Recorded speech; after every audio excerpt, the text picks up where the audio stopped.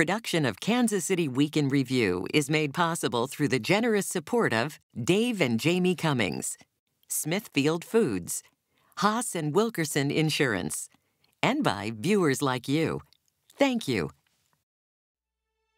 Heartbroken, hometown Burns and McDonnell loses out as the KCI selection panel picks one of the least known, least visible companies to finance, design and build a new billion-dollar terminal at the airport. Pending your approval at the ballot box, of course. We take you inside the decision and look at what happens now. Plus, is Kansas City finally getting serious about fixing its most flood-prone areas after one disastrous episode after another?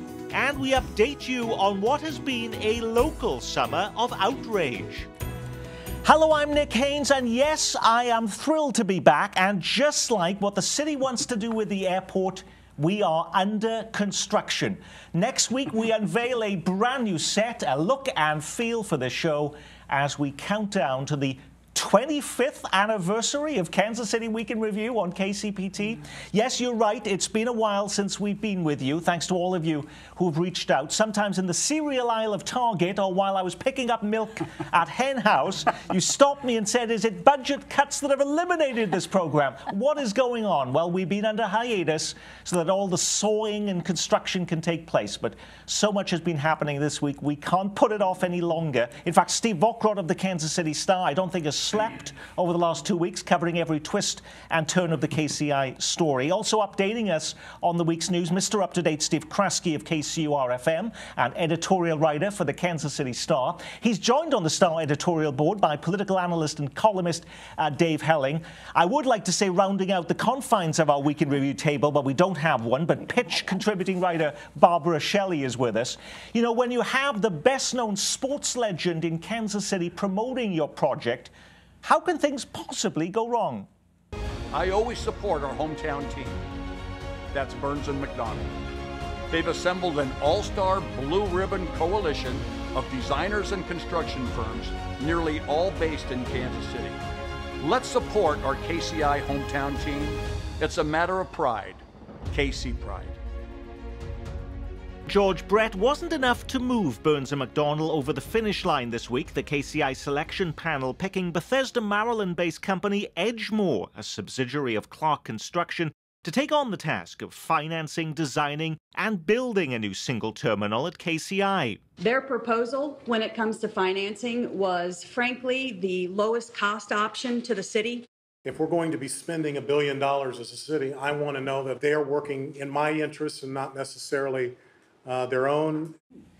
Now, just before that announcement, Burns and McDonnell calling on the city to start the bidding process all over again. The company arguing there were just too many flaws in the process to allow for a fair decision. Steve Vokrod, did Burns and McDonnell know they weren't going to get this?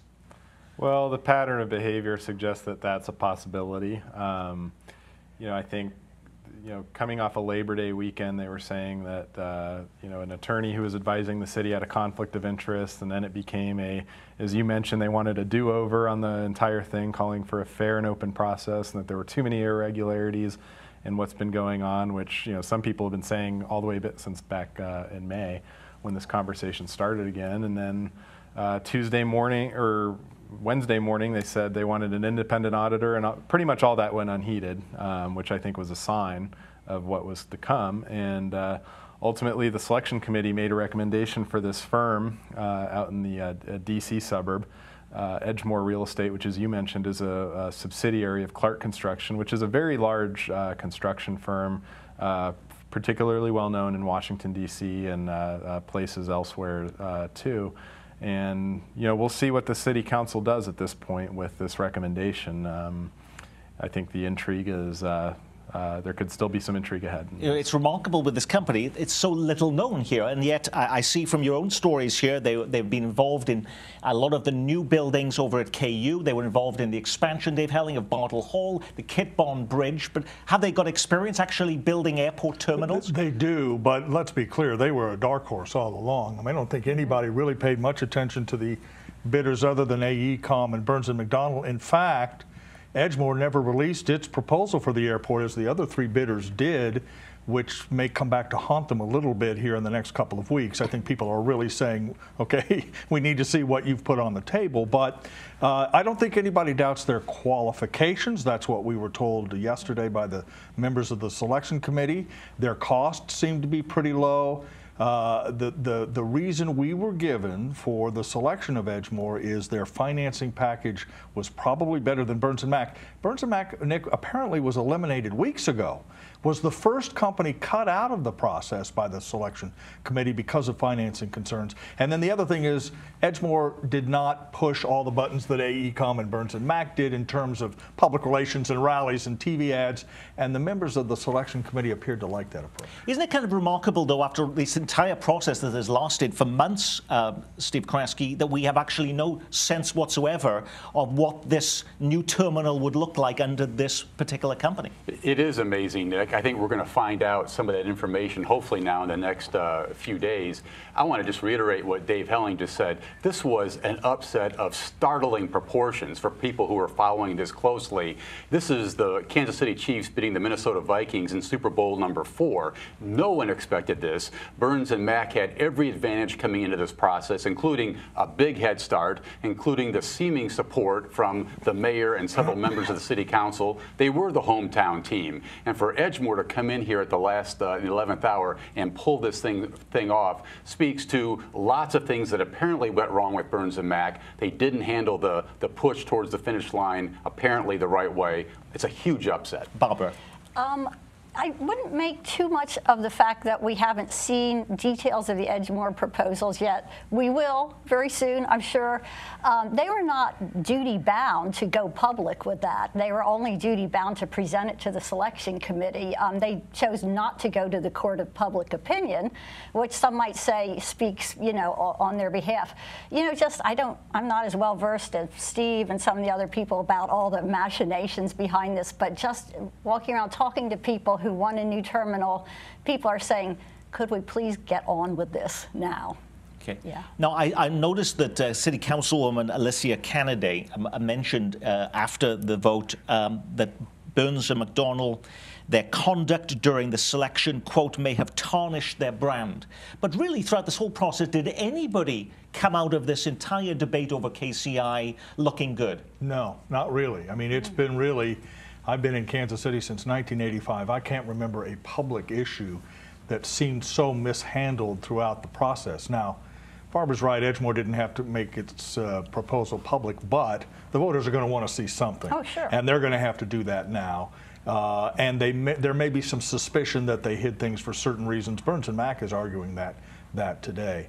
But the process faced an original sin, Nick, and that was the original proposal from Burns & Mac, made in secret, dropped on the city council in May without any warning, no bid process, no chance for others to participate, with the mayor's full endorsement. And by the way, I look back today, City Manager Troy Schulte was at that news conference too. I mean, it isn't as if they didn't have all the ducks in a row. And yet what came out of that was really a disastrous process. And some people lose more than others. The mayor really takes a hit, but I don't think anyone covered themselves. We're making this sound like a done deal with Edgemoor, but isn't it conceivable, as Burns & McDonnell said, there was a conflict of interest with that company? Could there be somehow a reversal of this decision, Steve? With this KCI thing, I'm telling people whenever they ask me questions about it, things can change by the hour. So no, nothing's final. I mean, nothing's final based on a couple of things. As it relates to Edgemoor, they have to reach an agreement with the city council, a memorandum of understanding, and that could take some negotiations. And I don't know if some of those negotiations could prove to be untenable. We'll see. Keep paying attention to this issue. And then on November 7th, the voters are going to go to the polls, and the big mystery lurking behind all this is what effect, if any, has this whole messy process, as Dave and the others have described, how does that hit the ears of the voters, and how does that change or alter their perceptions? Does it help, though, that this is not Burns & McDonnell as the selected company at this point when it comes to voting in November, Steve Kraske? I don't know if it does or not, Nick. One, I think Steve's right. This is the big question now, is this process and the messiness is going to fade pretty quickly. Will voters buy off on this idea or not in November? That's the question. The process for going through the general obligation bond issue earlier this year, that was a mess too, and yet voters signed off on all 3 proposals. I'm not convinced they won't go ahead and sign off on this now either. We've had weeks and weeks of publicity suggesting that we need a new KCI. We need a new terminal out there. That's going to help here, even though polling has shown up to date so far that the polling is underwater when it comes to voter approval for this. I'm not so sure that voters won't sign off given what we've seen and some distance past this process going forward. And just breaking news, I saw a poll today, a new poll on the airport that suggests 57% yes vote. Well, there you go. If the ballot language is phrased in a way that really emphasizes no taxpayer commitment, no issuance of bonds or anything, no public financing, just do you want to tear down the airport and build new?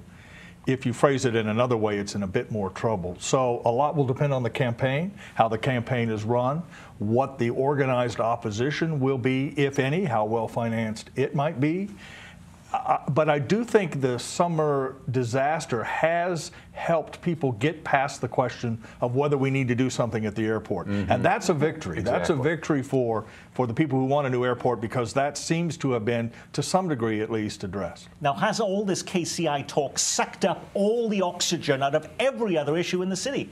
Have other important priorities been ignored because of it? As of this taping, 105 murders now in Kansas City, including recently the death of a police officer working off-duty in Westport, yet an effort to combat violence in the bar and entertainment district, including a proposal to privatize Westport streets, has been indefinitely removed from consideration at City Hall, plus long-standing plans to add to the ballot in November a measure cracking down on dangerous and unsanitary rental properties also put off. City Hall also choosing to wait until after the November election to consider what to do with last month's vote, blocking City Hall from participating in any expansion of the streetcar without a citywide election. Is everything on hold because of this airport issue, Steve Kraske? Well, I think the airport issue has sucked out a lot of the oxygen in the room, Nick, to use your words. At the same time, though, I think that members of governmental bodies like the City Council can walk and chew gum at the same time. I think each of the issues you just cited have been complex and difficult issues in their own right. The Westport Street issue, for example, you get into constitutional rights of people who go into the district, and does it make sense for a city to privatize streets? These are tough issues, and I'm not sure that the airport thing has stopped those issues from going forward as much as it is these issues are just tough. Barbara. Well, I can speak to the rental ordinance, which I followed pretty closely. That just couldn't clear a council committee. And if it had, I think there would have been some opposition to putting it on the ballot with the airport issue. But that just ran into a roadblock on the city council. As you mentioned, the one thing that hasn't been put on hold is Kansas City's crime rate. I did notice this week a lawsuit was just filed, as we were talking about the streetcar, to challenge the constitutionality of the recent mail-in election to expand the streetcar. The plaintiffs in that lawsuit are 4 elderly residents who didn't even have computers or transportation, or found the process so extremely cumbersome and difficult they couldn't have voted without third-party assistance. Is the city concerned that they may be forced to start from scratch on the streetcar expansion issue now, Dave? I don't think so. I mean, we'll let the judicial process play out. They do have some judicial experience with judges sort of considering related questions, and so I don't think there's overall panic, but we're years away from a final understanding of how the expansion of the streetcar might work. So I think that does take a bit of a back burner to the airport and other issues. Remember, next April, the city, you're going to start hearing talk about this, by the way, soon, needs to renew its sales tax for capital improvements, and I think that's going to happen in April. The elections really start to stack up a little bit, and so that's another reason why the push to get the airport decided one way or the other is. Well, Steve said that the council can walk and chew gum at the same time, I think was the phrase. But, you know, Steve Alcott, in your own breaking news yourself, Kansas City now wanting to bid on a second headquarters for the Amazon company. They want to expand across the country with a second headquarters. This would be a $5 billion investment, 50,000 jobs, and Kansas City really believes it has a chance at this? Kansas City, I would say, has a long shot at this. I mean, if you look at the proposal that Amazon has put out, they're asking for an office development that at full build-out would be 8 million square feet. And just to put that into perspective for you, when the Cerner campus over at the old Bannister Mall site is fully built out, that'll be not quite 5 million square feet. 50,000 jobs would make them the largest employer in Kansas City. By far. Yeah, by quite a ways. You know, if you look at the proposal, there's some things that break in Kansas City's favor. However, there's a couple things in there that might be tough for them, and those include you know, their expectation that there's mass transit available at the site of wherever this campus goes. And as we know, the mass transit system in the Kansas City area is not exactly robust. You'd need a great airport, though, to attract a company like that. Believe me, yeah, Amazon or any company like that would not move to Kansas City with the current airport. I think that's very clear, and you'll hear that in the campaign to come. Mass transit is also an issue, but Kansas City does have some advantages, I think, in terms of its sort of central location, A, making travel a little bit easier, and B, in an era of climate change, coastal cities are more of a concern for companies building long-term projects, and I think we might use that to our advantage. Maybe with hurricanes, they'll want to come here. And a possible tenant for the former site of the Mission Mall in Kansas. The Kansas City Star building, by the way, has been sold and not available for that project. Just quickly, I mean, this city has been on a roll without any question, Nick, but boy, look at the events of the last few months. Downtown Convention Hotel, single airport terminal up north. What's the other big thing that's out there? You know, we're just can't get the Jackson County Jail situation. Jackson County Jail. We're just struggling on any number of fronts right now, and you wonder sometimes why Mayor James is so frustrated. But all of these things, of course, are completely insignificant to Kansas City bidding, yes, this week with Sporting Kansas City and the Chiefs to host the World Cup, or at least some of the matches for the 2026 Soccer World Cup, where the United States is putting in a joint bid with Canada and Mexico. Those games would be played at Arrowhead. We'll have a strong bid with ourselves, with the Chiefs. We've got Kansas and Missouri already fully on board. I think St. Louis has pulled themselves out of the bid. So, yeah, I'd give us a great chance. President Jake Reed, they say even getting one game would be bigger than anything Kansas City has ever hosted before. I think we could do that with the existing 3-terminal design at the airport, though. Don't you think, Barbara? I don't think we could. Okay, all right. No, people coming in from all over the world riding the blue bus and the red bus, I don't think that would work. We should say quickly that the winning bid on the airport, by the way, promised to finish by November of 2021. Right. That's significantly earlier than we once thought. It might be 2024, 25. So if the World Cup comes here, they're going to come to a construction site, one would assume. If Amazon was considered a long shot, as you mentioned, Steve, what about us hosting a World Cup game here? I think the odds of Kansas City hosting a World Cup game are probably pretty good. You know, they've you know, you can play soccer in Arrowhead, of course. The Wizards used to play there. They played an exhibition match against Manchester United some few years ago, and that played to a pretty large crowd. And I think the enthusiasm for soccer in this town is pretty well documented. So there's a lot of cities in contention for this, but I would put Kansas City right at or near the top. The lingering impact of Hurricane Harvey and fears of devastation from Hurricane Irma are dominating the national news, and yet it was only a few short weeks ago that Kansas City was topping the network headlines as powerful storms wreaked havoc in our own metro. Tonight, the deadly flash flood emergency, trapping families in their homes. Parts of the Kansas City metro area getting up to 10 inches of torrential rain. We need you to evacuate the area. More than 160 water rescues, one man caught in high water, losing his life. Kansas City officials now promising a fix to one of the worst hit areas of the city, Indian Creek, a new push to buy up businesses along that waterlogged stretch and turn the area into parkland, plus a push to work with Johnson County officials in Kansas to work on a more permanent solution. But is this just talk immediately after the fact, or is there any evidence that the city wants to finally do something about this problem? I think there's some evidence for a couple of reasons. Is one, they're paying attention to this issue, and it's hard to ignore given what happened along Indian Creek. The other thing is, you know, they passed the general obligation bond issue earlier this year, and a big chunk of that was to make money available for flood control. This would be a good opportunity to make good on But that. you're going to have to get Kansas side officials to also agree upon that. Is that easier said than done? Well, it's expensive. Flood control is very expensive, and you have to demonstrate that the expense is less than the damage caused by flooding, and in an Indian Creek situation that may be difficult to prove. But Kansas will have to be a part of this. And you can find residents in the south part of Overland Park along Indian Creek who are furious at plans to redevelop the Brook Ridge Golf Club into offices and shops and other things. They think they will exacerbate the Indian Creek flooding problem. They may have an argument, and that will be a part of whatever solution is come up with as well. Next up, it's been a long summer of outrage in Kansas City, but for all the shouting, the tweets and the condemnations, what changed? We begin with Maria Chappelle Nadal. You may remember her. She's the Missouri State Senator who commented on Facebook, "I hope the president would be assassinated." Even Missouri U.S. Senator Claire McCaskill, a fellow Democrat, called on her to resign. Has she, Barbara? She has not, and the Missouri legislature has a special veto session next week, and in which this is going to dominate it.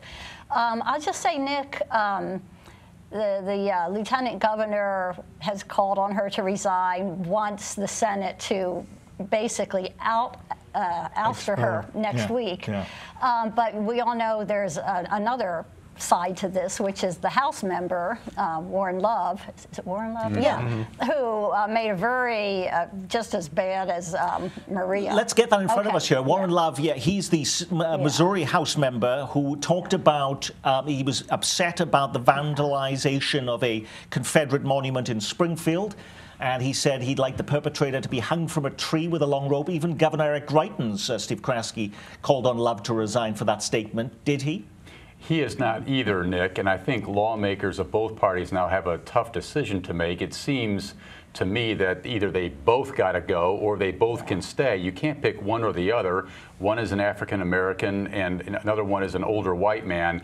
And I think to pick one over the other would cause all kinds of problems for lawmakers across the state. But Dave, are they comparable statements, though? Well, we've written that they're not comparable statements, but if you start expelling members for what they say, you're going to be at work for a long time because state representatives say stupid stuff all the time. And I think I've argued that, look, you just don't want to go down a road of forcing people to go out. Now, should she quit? Yes.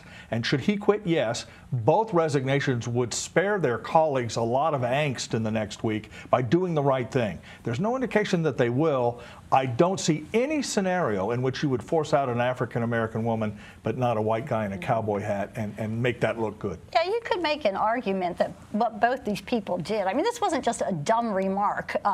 These are rather egregious.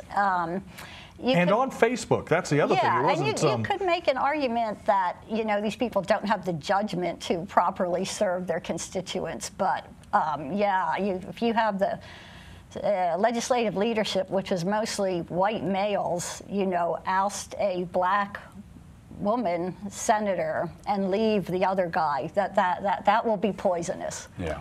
Well, let's continue with our look at the update on this summer of outrage. Since we last did this program, there has been lots of indignation over a Confederate monument that was on Ward Parkway that the vast majority of the public had absolutely no clue about. The monument was spray painted.